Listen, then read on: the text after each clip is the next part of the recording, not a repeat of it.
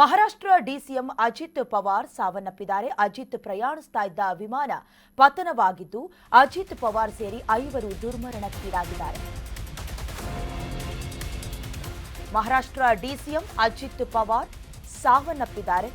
ಅಜಿತ್ ಪ್ರಯಾಣಿಸ್ತಾ ಇದ್ದ ವಿಮಾನ ಪತನವಾಗಿರುವುದು, ಅಜಿತ್ ಪವಾರ್ ಸೇರಿ 5 ದುರ್ಮರಣಕ್ಕೀಡಾಗಿದ್ದಾರೆ. ಮಹಾರಾಷ್ಟ್ರದ ಬಾರಾಮತಿ ಬಳಿ ದುರ್ಘಟನೆ ನಡೆದಿರುವುದು.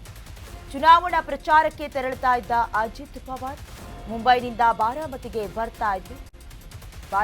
ಬರ್ತಾ ಇದ್ದಾಗ ವಿಮಾನ ಪತನವಾಗಿದೆ.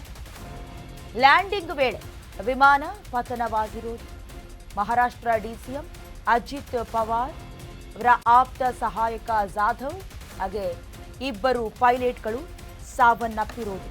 ಬಹಳ ಸೇಫೆಸ್ಟ್ ಟ್ರಾವೆಲಿಂಗ್ ಅಂತ ಹೇಳಿದ್ರೆ ಅದು ವಿಮಾನದ ಮೂಲಕ ಅಂತ ಎಲ್ಲ ಅನ್ಕೊಳ್ತಾ ಇದ್ವಿ. ಇತ್ತೀಚಿನ ಪ್ರಕರಣಗಳನ್ನ ನೋಡ್ತಾ ಇದ್ರೆ ವಿಮಾನದಲ್ಲಿ ಆಗ್ತಾ ಇರುವಂತ ಅಪಘಾತಗಳಿಗೆ ಏನು ಕಾರಣ? ತಾಂತ್ರಿಕ ದೋಷ ಇದೆಯಾ ಅಥವಾ ಎಂಜಿನ್ನಲ್ಲಿ ಇಂಧನ ಪೂರೈಕೆಯ ಸಮಸ್ಯೆ ಆಗ್ತಿದ್ಯಾ? ಪೈಲಟ್ನ ಕನ್ಫ್ಯೂಷನ್ಸ್ ಅಥವಾ ಪೈಲಟ್ಗಿರುವಂತ ಸಾಮರ್ಥ್ಯದ ಕೊರತೆಯ ಏನು ಎತ್ತ ಗೊತ್ತಾಗ್ತಾ ಇಲ್ಲ. ಬಟ್ ಬಹಳಷ್ಟು ಹೇಳಬೇಕಂದ್ರೆ ನಿನ್ನೆ ಕೂಡ ವಾಷಿಂಗ್ಟನ್ನಲ್ಲೂ ಇದೇ ರೀತಿಯ ಆಕ್ಸಿಡೆಂಟ್ ಆಗಿತ್ತು.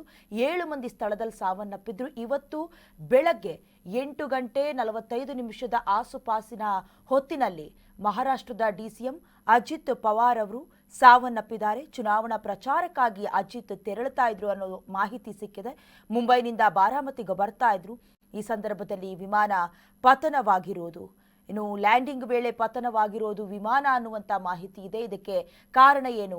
ಹವಾಮಾನ ವೈಪರೀತ್ಯನ, ತಾಂತ್ರಿಕ ದೋಷ ಆಗಿತ್ತಾ ಅಥವಾ ಪೈಲಟ್ ಕನ್ಫ್ಯೂಷನ್ ಆದ್ರ? ಏನು ಕತೆ ಏನು ಎಲ್ಲವೂ ಕೂಡ ಬ್ಲ್ಯಾಕ್ ಬಾಕ್ಸ್ನಲ್ಲಿ ಏನಾದರೂ ರೆಕಾರ್ಡಿಂಗ್ ಆಗಿದ್ರೆ ಗೊತ್ತಾಗತ್ತೆ. ಸದ್ಯ ಅಜಿತ್ ಪವಾರ್ ಸೇರಿದಂತೆ 5 ಸ್ಥಳದಲ್ಲೇ ಸಾವನ್ನಪ್ಪಿರುವ ಮಾಹಿತಿಯನ್ನ ಈಗ ರವಾನಿಸಲಾಗಿದೆ. ಸ್ವತಃ ಈಗಾಗಲೇ ಡಿಸಿಎಂ ಮೃತಪಟ್ಟ ಬಗ್ಗೆ ಡಿಜಿಸಿಎ ಅಧಿಕೃತ ಮಾಹಿತಿಯನ್ನ ಕೂಡ ಹಂಚಿಕೊಳ್ಳಲಾಗಿದೆ.